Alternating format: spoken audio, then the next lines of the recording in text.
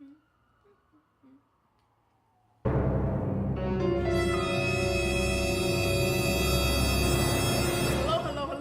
My name is Tiffany from HeyTiffany.com, and I'm here to you today because I read an article, an analysis, post-mortem, a conversation gone wrong, that Tad wrote, and I was like, dude, Tad, that was fantastic. I am your #1 fangirl after reading that article. And Tad was like, Tiffany,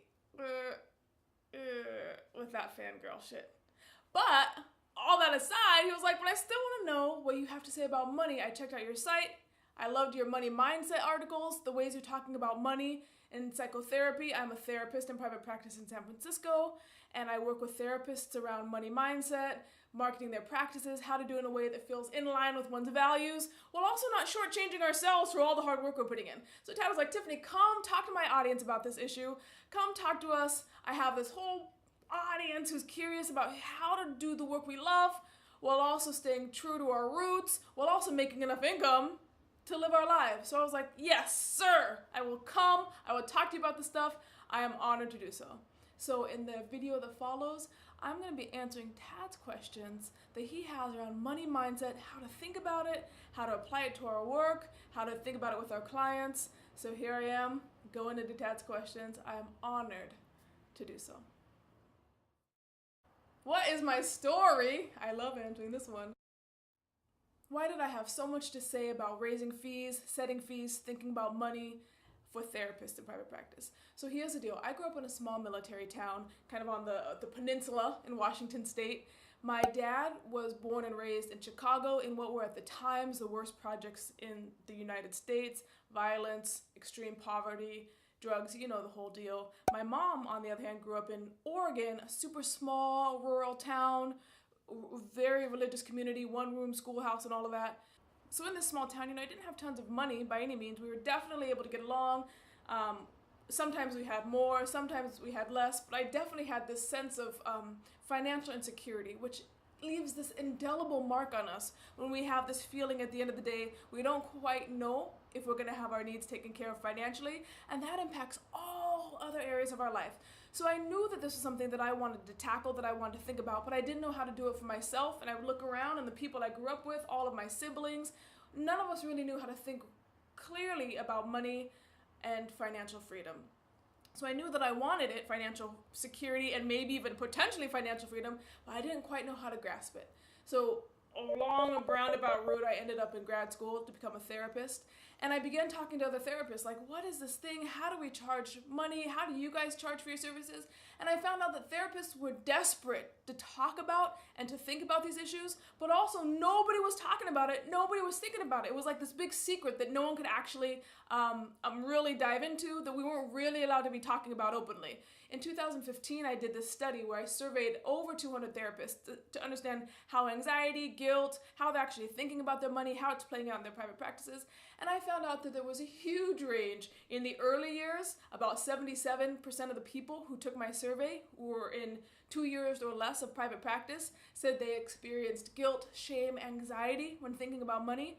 But the thing I was astounded to find out was even people who were 8 years or beyond in having a private practice, even those people, 55% of them still said they experienced guilt, shame, and anxiety when thinking about money. So I was like, we have got to go into this. We have got to understand what's going on, and we have to start talking openly about the role of money in our private practice and money as a symbol for all kinds of other things in our lives, the things we project upon, the limitations of reality, death.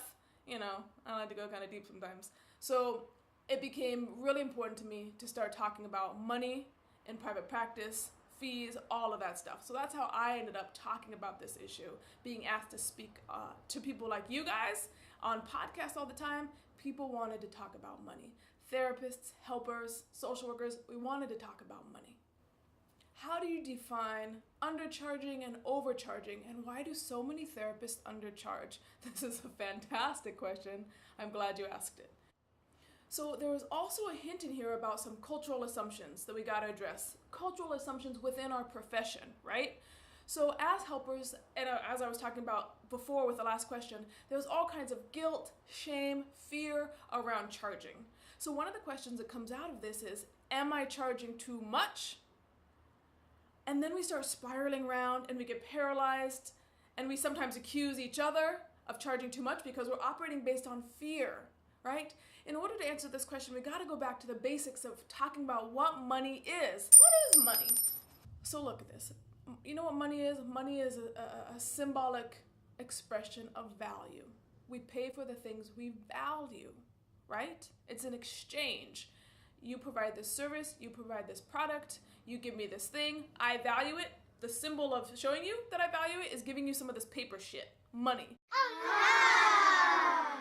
So if we create something of value, and then if we're able to successfully communicate that value, the people who value that thing, who can understand what we're talking about and who it resonates with, they'll pay for that value. They'll give us money. Simple as that. So in truth, that is all that money is about. An exchange of this paper to trade for the value that you're offering, that you'll then go take that paper and trade it for some other value that you want, right? End of story. Now, do we project all kinds of shit onto that exchange? YES, absolutely. Greed, guilt, envy, shame, all of those feelings we have about what it means to make this kind of exchange just bubble to the surface. And then we start confusing this exchange, take this thing, exchange it for this thing, with all of the feelings we have about what it means. I think I've become the 1%. I'm basically gonna just call Ivanka and we're gonna go shopping together. But given this definition that we're talking about, you create a product or service, someone else says, I like that, I'll give you some money, this paper stuff, that you can then go use somewhere else in exchange for that thing you provide.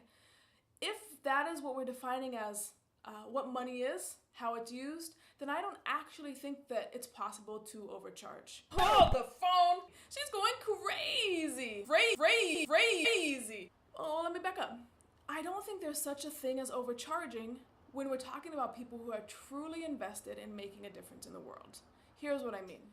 If you are providing something that someone else will pay for, if you charge $50 for it, if you charge $200 for it, if you're charging $500 for it, if someone is willing to pay that and has the funds to pay that, there's no such thing as overcharging. Now you'll probably take that money that you've earned from that person who's willing to pay you $500 and reinvest it into making change in the world, because that is why you entered this field in the first place, right? So there's really no way you can overcharge. That is not going to be our problem as therapists in the world.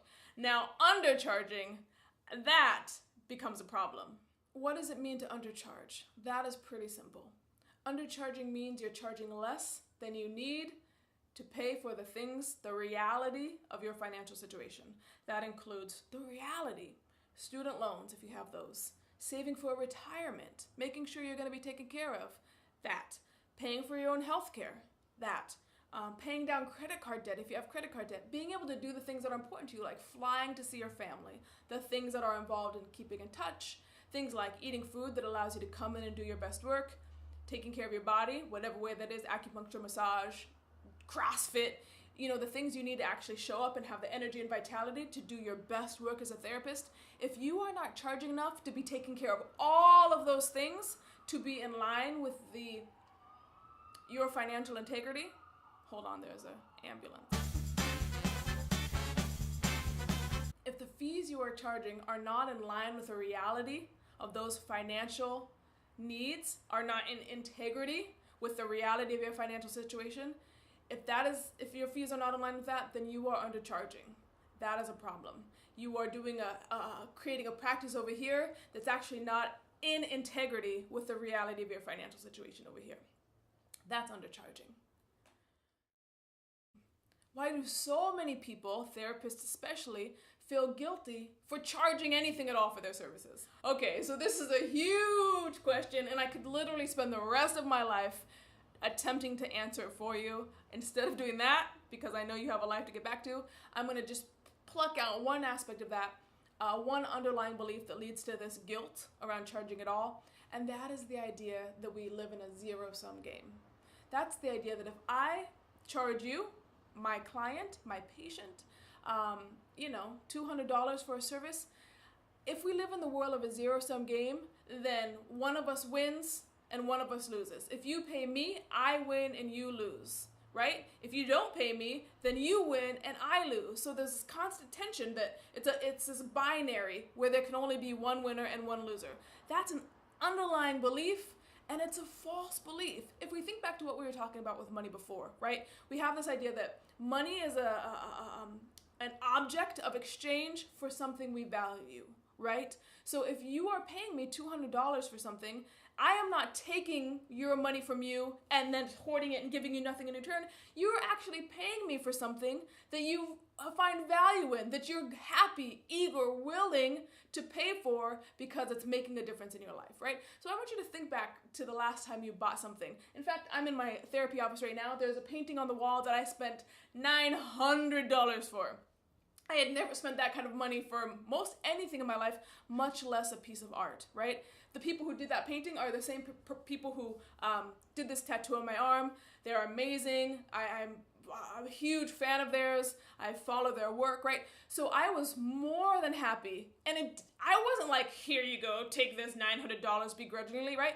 To me, it was a symbolic expression of gratitude. They moved me when I saw the work they did. I know the work they do in the world, and they do incredibly amazing social work, political work on a worldwide level with refugees. They do all kinds of work. And so my paying them for that painting, I would have paid them more if they had charged more, because I was so moved by them, by their story, by the work they're doing. And this painting on the wall is simply an expression of that. And not only that, but that I was able to do the things in my life, given where I came from, that I talked to you about earlier, that I actually had the ability to pay for a piece of artwork like this. It symbolized so much about me, my journey, my family's journey, an intergenerational journey, a journey about what it means to be a woman of color in the world. There was so much involved in that exchange. I was willing and eager to pay for that painting, and it symbolized a whole manner of things for me and something that I talk to my audience about. So listen to, here's what I'm saying. If you're feeling guilty about charging for your services, you are negating the reality of that other person who wants and needs your services. That's a selfish act. Allowing people to give some money to you in exchange for something that you're providing, people who are willing and eager to give that money to you, openly embrace it and accept it and allow for the gratitude of that. Don't take it away. Don't let your own money stuff, confusion, selfishness, envy, and greed get in the way of their experience, right? Does that make sense? Yes? Okay, so think about the last thing you purchased that you really felt was valuable and that you really appreciated, and hold that in mind and make room that it's possible that your clients, your patients feel the same about paying you for what you offer them. Yes? Okay. This question, how should we feel about what we charge? Well, the fact of the matter is, you should feel however you do feel about what you charge, right? The feelings you have are communications to you about all manner of things having to do with your internal world, with the external world, right? Our feelings are communications, and I love feelings, and I implore us to listen to our feelings.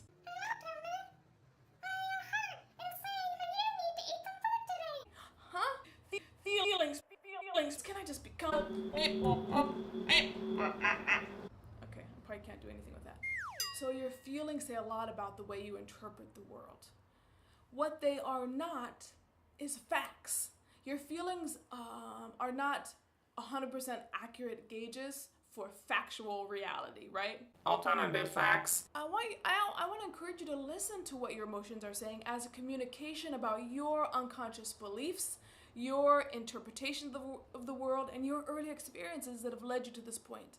I want you to lean into them with the help of others who have gone before you, and you'll be able to start unraveling a whole network of connections and ideas and thoughts that are shaping the way you show up in the world. So if you're having all kinds of conflicted feelings about what you charge, don't avoid those feelings, and also don't let them dictate the reality of your business, right? You decide what your fee needs to be based on the reality of your financial situation, and then you work on the feelings over here, right? You don't let your feelings show up and impact the work you're doing with your clients. Again, that's a selfish act, and it's a selfish act to your business as well. You need a sustainable business, which means you need to charge a particular fee. If you have feelings about those, lean into them, understand them, get to know them, and you'll come out on the other side as a much better clinician than you would be by virtue of avoiding or ignoring your feelings or letting them dictate your behavior.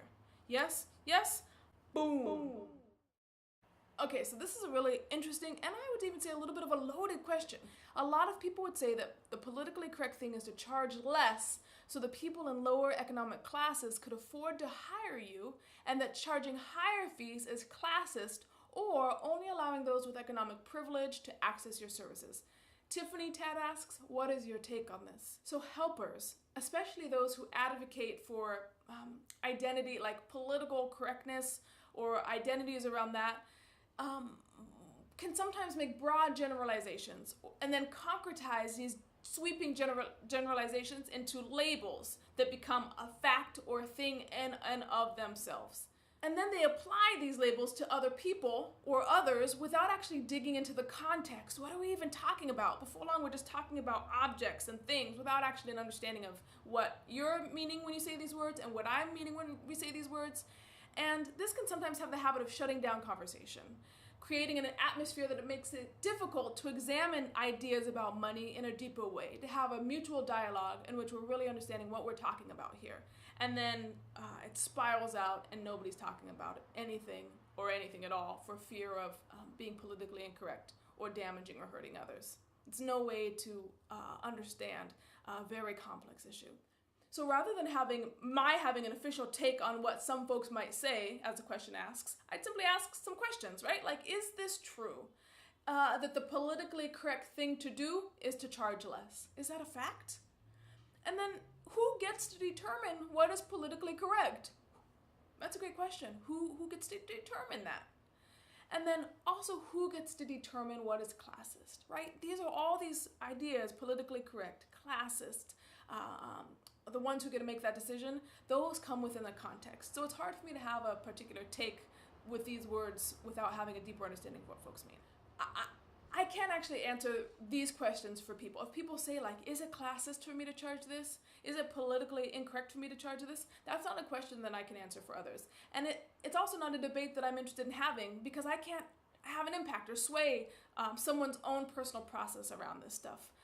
And I'm too busy, right? My focus is not on, like, what's politically correct, what's classist. I actually am so busy working on reaching more people, having a bigger impact, helping therapists come to understand their value, helping therapists understand how to be better clinicians. I am passionate about serving a particular population, and that's where my energy and focus goes. And then my goal is to figure out how to solve their problems, right? By virtue of solving their problems, they're able to go out in the world in a bigger, stronger, take up space in the world in a more powerful way, and they're able to give back and serve the people they're passionate about serving, right? So my creating solutions for folks inevitably creates more income for me. I take that income and I put it back into being able to do things like this, which is creating a video for you guys so that you can start delving into and understanding these things. So I get to just create more and more value, which allows me to do more of what I love, which is to create more value, and then I can use those things to help the population that I'm passionate about serving. If I have money, you bet your ass I'm gonna go get a nice massage, I'm gonna go get a nice sushi dinner, I'm gonna be able to fly up to see my folks, but I'm also gonna take that money and funnel it back into helping the people I wanna serve. One of my dreams is to be able to pay for at least one foster kid to go through college, right? I only have so much I wanna do with money that involves a delicious sushi dinner. I can only have a delicious sushi dinner so many times, but I can give back and help and make a difference in the lives of others. That's what I'm passionate about. If I have money, rest assured that's where my money is going. Is that classist? Is that politically incorrect? I don't have time to think about those things, nor am I interested in it, because I'm worried about and focused on creating value for people that I'm passionate about serving. So what are the biggest blunders therapists make in raising their fees? Oh, Tad, that is a great one. I have never heard that question before.